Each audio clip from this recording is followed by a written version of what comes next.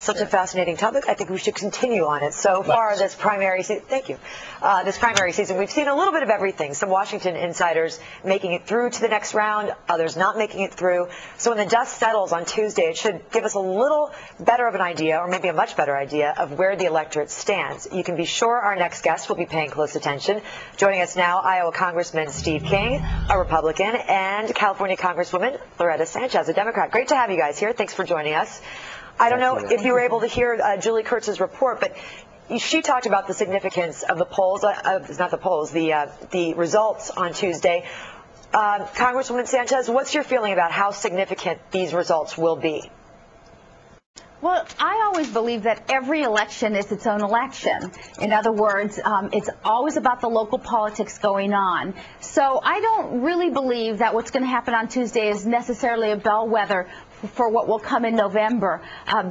Blanche Lincoln, who is in Arkansas, is having a tough time because, of course, she's a very conservative Democrat from Arkansas, which can go either way. You know, voted for Bill Clinton. It turned away from other Democrats, and she has angered the base Democratic Party there, and so she is having a tough time. And then what you see in Pennsylvania, where you see Sestak versus Arlen, well, you know, the problem is that one has switched over parties, so he has to get the Democratic base to him, and the other is beating him up saying, you're really not a Democrat. Those are two very different situations than what's really going to happen, I think, in November. It really isn't about we're angry, vote everybody out. It's about individual circumstances. Well, let's sort of elaborate on this Pennsylvania situation. It's going to be interesting, definitely, because as you said, you have Arlen Specter, used to be a Republican, didn't think he could win, so he switched to Democrat, versus the lesser-known Joe Sestak. Arlen Specter had the backing, a strong backing, actually, of President Obama. Congressman King, do you think that helped him or hurt him? Or affected him at all?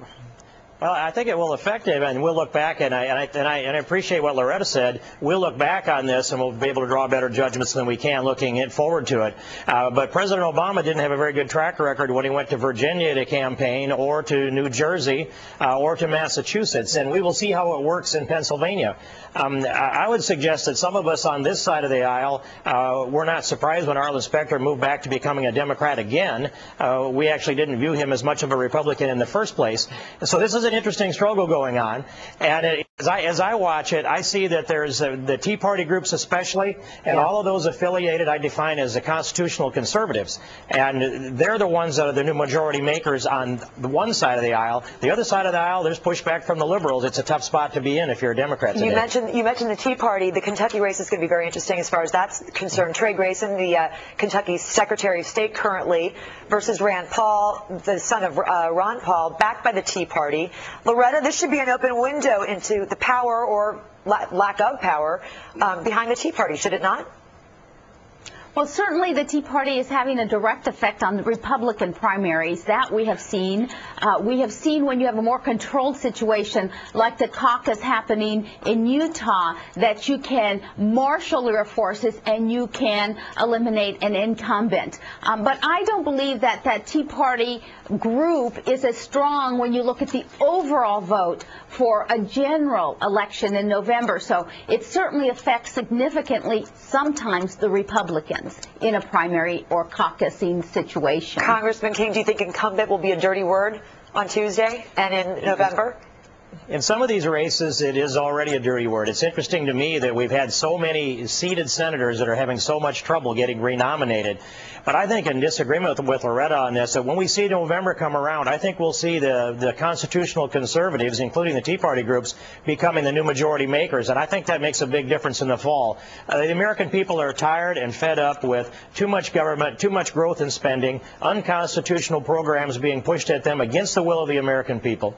And they've done everything they know how to do to stand up and press their government for redress of grievances. Now it'll be the elections in November that will tell the story, and we'll see which direction this country takes. But I think President Obama is going to be looking at far different majorities in the House and the Senate than he has to work with today, and it'll be the voice of the American people. raising up that they'll be doing this week and all the way on to November. We shall see. It's not too far I off. completely disagree. I completely disagree with what my quick, colleague my just said. Make it quick. We got to wrap it up. Completely disagree with it. We'll lose some seats, but we'll be in the majority when November comes, and we'll be strong. We'll be stronger for it. Congresswoman Loretta Sanchez from California, Congressman Steve King, Iowa. Thanks for joining us today. We appreciate it.